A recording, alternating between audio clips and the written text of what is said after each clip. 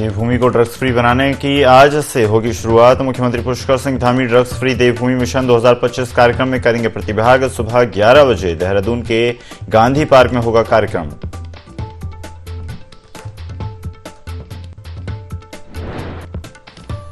CM Pushkar Singh Dhami ने किया सचिवालय में कार्यक्रम क्रियान्वयन विभाग की पुस्तक मेरी योजना का विमोचन। मुख्यमंत्री ने की विभाग के प्रयासों की तारीफ। आम जनता के हित में किताब।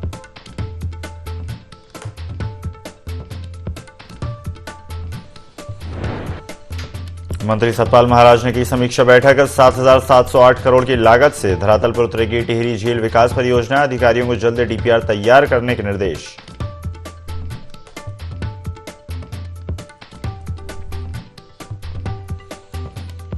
उत्तराखंड में बदलेगा मौसम का मिजाज। ऊंचाई वाले इलाकों में आज बर्फबारी के आसार। मैदानी क्षेत्रों में पारा गिरने से बढ़ेगी ठंड।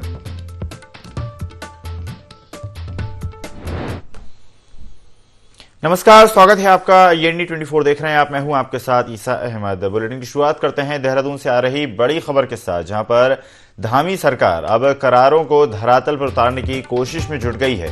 इन्वेस्टर समिट के करारों को लेकर धामी सरकार का काम लगातार जारी है और एक एक करार को धरातल पर उतारने की कोशिश है, ऐसा कहना है धामी सरकार का। धामी ने कहा कि राज्यों को सबसे अग्रणी बनाएंगे। निवेशक सम्मेलन के हर करार को जमीन पर उतारा जाएगा। 3.50 लाख करोड़ के करार हुए हैं। अभी कई और करार होने बाकी हैं। हर करार के लिए हम काम कर रहे हैं। हम एक एक निवेशक को जमीन देंगे। हम एक एक निवेशक की आवश्यकताओं को पूरा करेंगे। निवेशक ही हमारे देवता हैं, ऐसा कहना है सीएम पुष्कर सिंह धामी का। मेरी कर्मभूमि के लिए मेरा कर्म सर्वोपरि है, ऐसा कहना है सीएम पुष्कर सिंह धामी का। उत्तराखंड सरकार ने ग्लोबल इन्वेस्टर समिट का आयोजन किया, जिसमें विदेश के स्वदेश के निवेशक शामिल हुए और बड़ी संख्या में एमओयू साइन किए गए।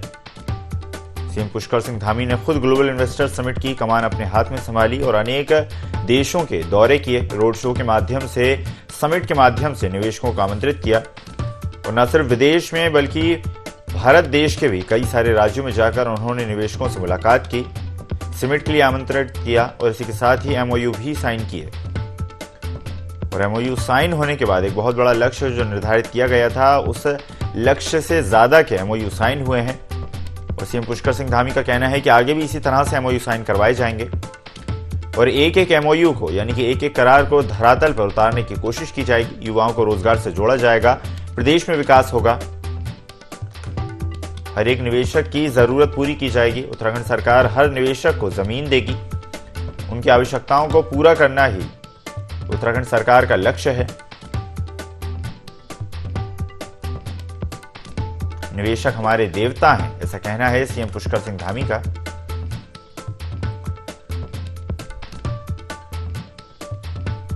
उत्तराखंड राज्य में कई सारे स्थान आपदाग्रस्त हैं। पलायन एक बड़ी समस्या है। युवाओं को रोजगार के लिए भटकना पड़ता था, लेकिन अब ग्लोबल इन्वेस्टर समिट के माध्यम से इन सभी समस्याओं का समाधान निकालने की कोशिश की जा रही है। उत्तराखंड राज्य में कई सारे टूरिस्ट स्पॉट हैं, जिसको मद्देनजर रखते हुए सरकार भी इसी तरह से प्रदेश में स्थानों को विकसित करने के प्रयास कर रही है, ताकि ज्यादा से ज्यादा टूरिस्ट स्पॉट्स निखारे जा सकें, जिससे ज्यादा संख्या में उत्तराखंड में सैलानी पहुंचे और उत्तराखंड राज्य का जो विकास है वो लगातार बढ़ता जाए।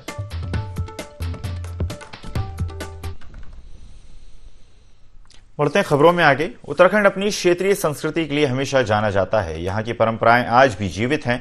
हम बात कर रहे हैं जनपद उत्तरकाशी में मनाई जाने वाली मंगशीर की बगवाल की।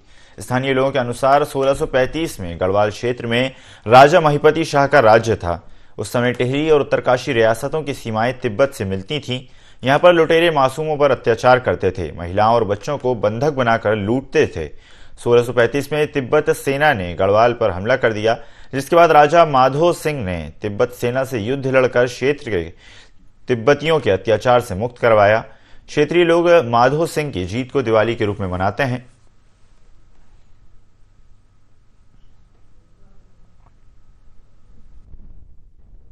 अच्छा लग रहा है। ये बगवाल है हम लोगों का उत्तरकाशी में।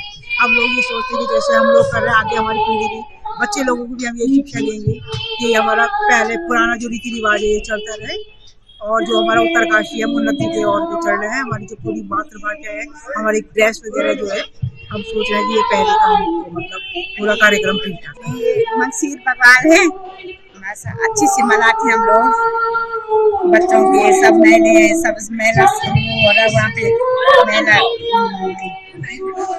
संगीत हो रहा है, सब खूब बेला भगवान खेलते, खूब बेला जलाते रात को, खूब बेला भगवान होती, मंगशीर की दिवाली होती, गांव में काम धंधा सबके सब मंगशीर दिवाली मनाते, खूब धूमधाम से मनाते। इसका पौराणिक महत्व यह है कि जब वीरभर माधो सिंह युद्ध लड़ने गए थे तो उस समय कार्तिक की भगवान जब मेन भगवान होती है उस समय वो मना नहीं पाए, तो राजा ने घोषणा की कि जब ये वापस आएंगे तब हम भगवान मनाएंगे। तो एक महीने बाद जब मंगशीर के महीने ये वापस आए तो 11 गति मंगशीर को ये वापस आए, तो उसी दिन जो है ये मंगशीर की भगवान जो है मनाई जाती है और ये तब से चली आ रही है। और इस भगवान का बहुत महत्व उत्तरकाशी और टेहरी डिस्ट्रिक्ट में है, इसको बहुत आयत से मनाया जाता है।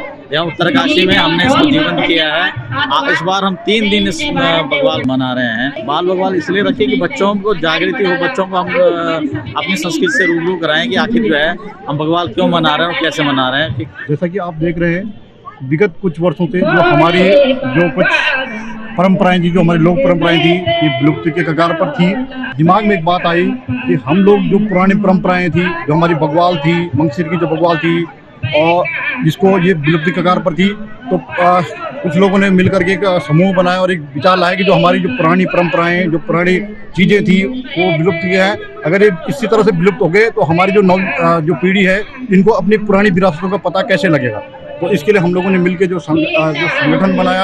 यहाँ पे प्रत्येक साल ये कार्यक्रम आयोजित होता है, तो हमारे जगह जगह से और विभिन्न क्षेत्रों में जो काम कर रहे हैं लोग वो यहाँ पर आते हैं और इस कार्यक्रम का आनंद लेते हैं। इस मंगशीर बग्वाल का मुख्य उद्देश्य हमारा ये है कि जो हमारी युवा पीढ़ी है, जो हमारे नए बच्चे हैं, उनको अपनी संस्कृति से परिचय कराना है। विभिन्न प्रकार के पुराने उपयोग में लाए जाने वाले बर्तन हैं। पूर्व में उत्तरकाशी में या हमारे धामों में किस प्रकार के मकान थे, हमारे जो मंदिर है वो किस प्रकार से बने थे, उन सब की तस्वीर वहाँ लगी है। मुख्य रूप से इसका उद्देश्य यही है कि नई पीढ़ी में जो युवा साथी हैं उनको ये जानकारी हो कि हमारा मूल कल्चर, हमारी मूल सभ्यता क्या है।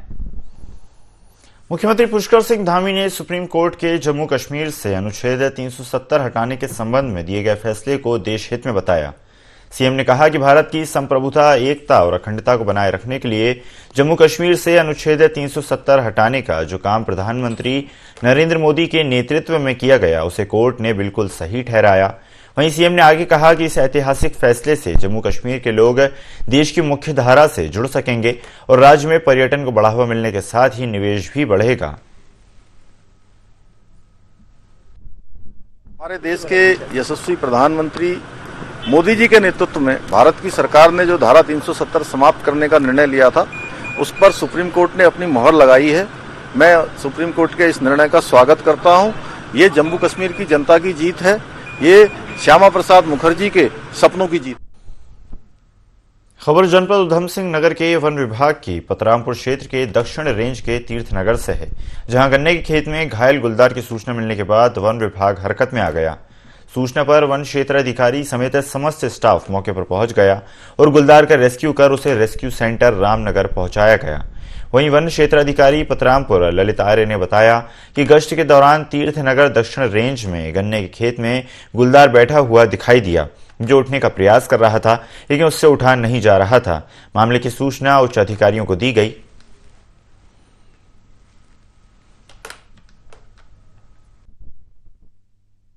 खेत में गुलदार बैठा हुआ है, तो उठने का प्रयास कर रहा था लेकिन उठ नहीं पा रहा है। तो हमने हमारे द्वारा तत्काल उच्चाधिकारी को सूचना दी गई और उपचार के लिए इसको जो हम मुख्यालय यहाँ पर रामनगर में लेकर आए। यहाँ पर आज संडे होने की वजह से कोई उपलब्ध नहीं है, तो लिहाजा हम रेस्क्यू सेंटर जो है उपचार। जशपुर से ये तस्वीर आपको दिखा रहे हैं, जहां पर घायल गुलदार की सूचना मिली, जिसके बाद स्थानीय लोगों ने मामले की सूचना वन विभाग को दी, जिसके बाद मौके पर पहुंचे वन विभाग ने गुलदार का रेस्क्यू किया। जानकारी के अनुसार गुलदार घायल अवस्था में खेत में लेटा हुआ था और लगातार वहां से निकलने का प्रयास कर रहा था। वन विभाग ने मौके पर पहुंचकर घायल गुलदार का रेस्क्यू किया।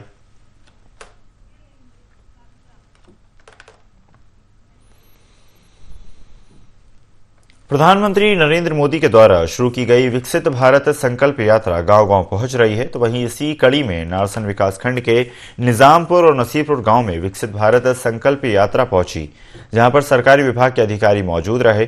भारत सरकार की जन कल्याणकारी योजनाओं के बारे में जानकारी दी गई। वहीं इस मौके पर ग्रामीणों ने अधिकारियों को अपनी समस्याओं से अवगत भी करवाया।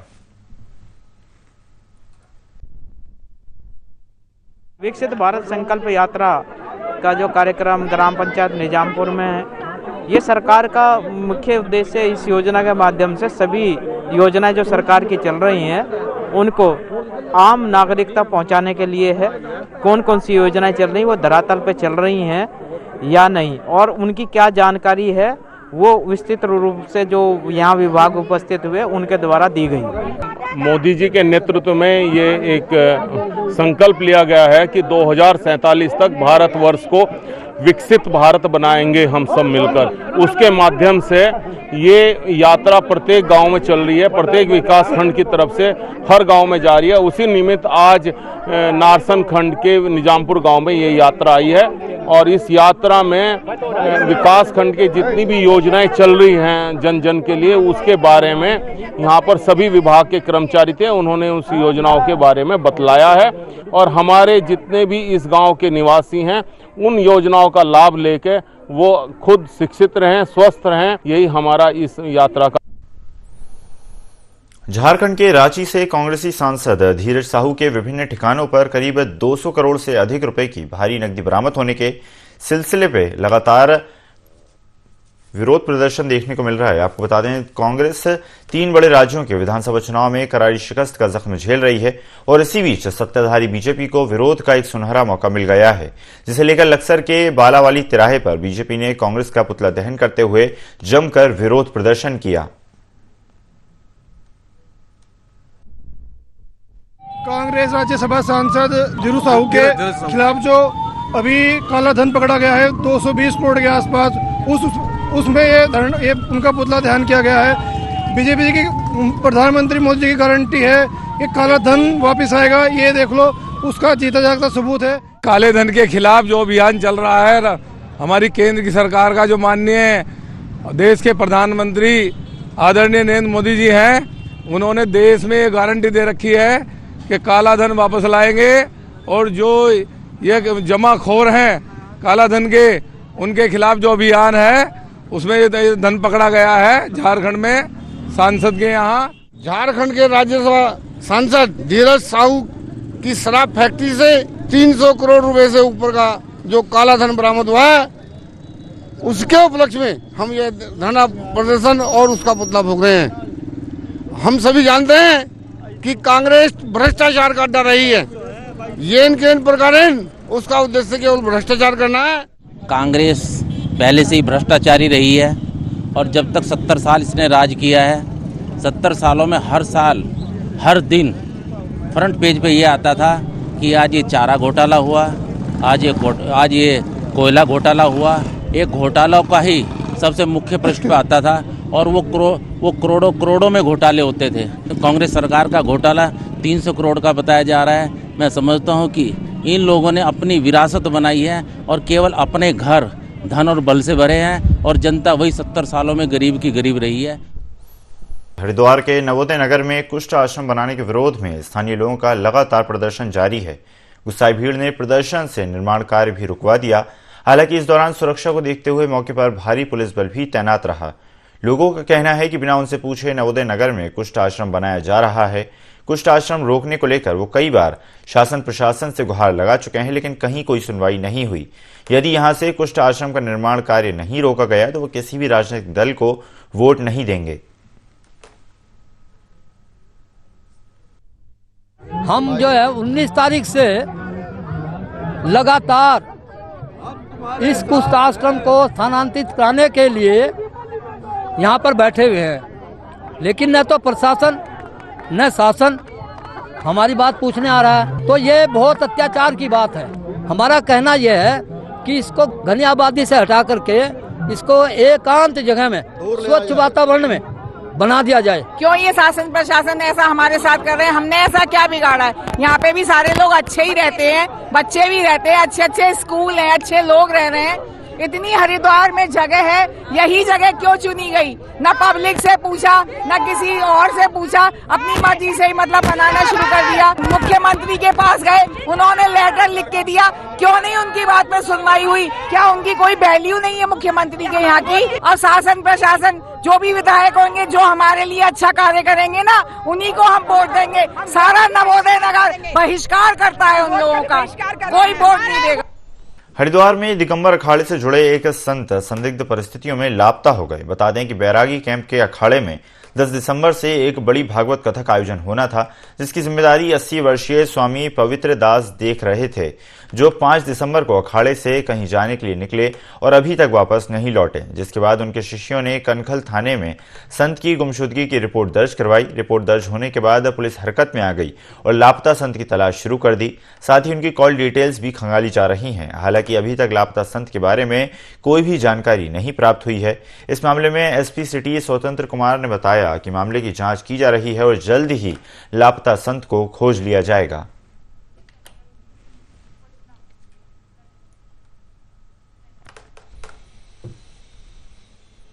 खबर लक्सर से है, जहां पर सोशल मीडिया पर तथाकथित आपत्तिजनक वीडियो पिछले दिनों लगातार वायरल हो रहा था, जो खानपुर विधायक उमेश कुमार का बताया जा रहा था। वायरल तथाकथित वीडियो को लेकर अल्पसंख्यक लोगों में भी रोष लगातार देखने को मिल रहा है, जिसके चलते लंडोरा कस्बे में अल्पसंख्यक लोगों ने नारेबाजी करते हुए पुतला दहन किया और विधायक पद से इस्तीफा देने की मांग की।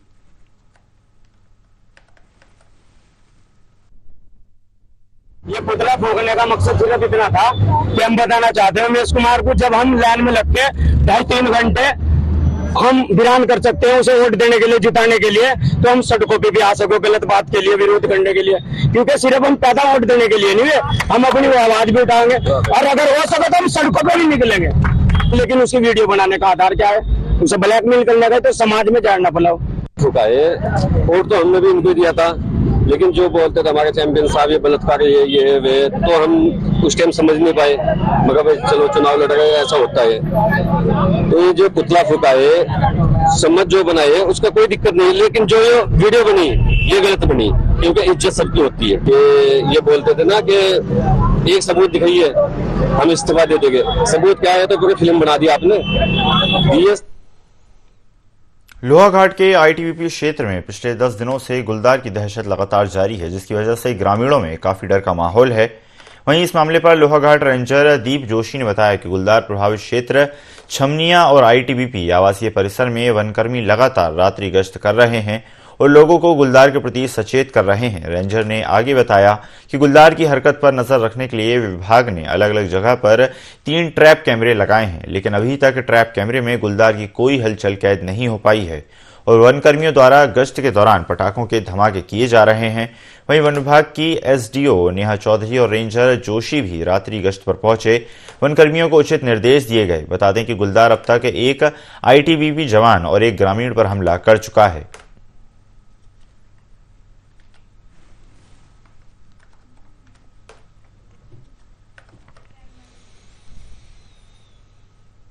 जिले में कई दिनों से लगातार चोरी की वारदात बढ़ती जा रही हैं, जिसको देखते हुए पुलिस ने चेकिंग अभियान की शुरुआत की है, जिसके तहत पुलिस ने एक आरोपी को भी गिरफ्तार किया है और उसके पास से 4 बाइक बरामद की हैं। साथ ही उसे न्यायालय में पेश किया गया है। इस दौरान कोतवाल आशुतोष सिंह ने बताया कि जसपुर कोतवाली क्षेत्र में नवंबर और दिसंबर माह में वाहन चोरी की घटनाएं हुई थी, जिसके लिए टीमों का गठन किया गया, जिसमें आरोपी को गिरफ्तार भी किया गया। फिलहाल पुलिस आगे की कार्रवाई में जुटी है।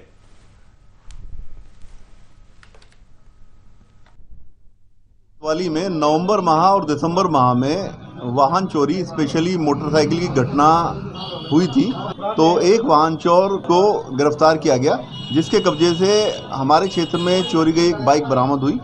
उससे पूछताछ करने पर 3 अन्य बाइक जो बिजली घर के सामने खंडर में उसने छुपा के रखी थी, उन 3 बाइकों को भी बरामद किया गया। इस प्रकार 4 बाइकें हमारी टीम के द्वारा बरामद की गई। अभियुक्त जो हमने अरेस्ट किया है, कौशल सन ऑफ मनोज, इसके खिलाफ मुकदमा दर्ज करके आज इसको माननीय न्यायालय पेश किया जा। रोटरी क्लब रुड़की ने एक सराहनीय कदम उठाते हुए नगर में नई पहल की शुरुआत की है, जिसके तहत जिन लोगों के हाथ पैर नहीं हैं और आर्थिक रूप से कमजोर हैं, उन्हें जोधपुर से स्पेशल डॉक्टर की टीम बुलाकर निःशुल्क कृत्रिम अंग लगाए जा रहे हैं, जिसके बाद लाभार्थियों को अपार खुशियों का एहसास हो रहा है। बता दें कि क्लब ने शिविर 3 दिन के लिए लगाया था, लेकिन लोगों की भारी भीड़ को देखते हुए इसे 3 दिन के लिए और बढ़ा दिया गया। इस पहल में रोटरी क्लब के साथ साथ बाहर से आए डॉक्टर्स का भी सहयोग मिला। वहीं रोटरी क्लब के प्रेसिडेंट अशोक अरोड़ा का कहना है कि इस तरह के काम से बहुत खुशी मिल रही है। साथ ही भगवानपुर विधायक ममता राकेश ने भी रोटरी क्लब की इस पहल की तारीफ की और कहा कि नर सेवा ही नारायण सेवा है। मैं आपको बड़े हर्ष से एक चीज़ बताता हूँ कि 3 दिन का शिविर अब 6 दिन का हो गया, क्योंकि हमारे पे विकलांग लोगों की इतनी तादाद बढ़ गई थी कि हमें संभालना भारी होता। कल भी हमने 24 लोगों को अंग लगाकर भेजा, जिनके 2-2 हाथ या 2 पैर कटे हुए थे उनको भी।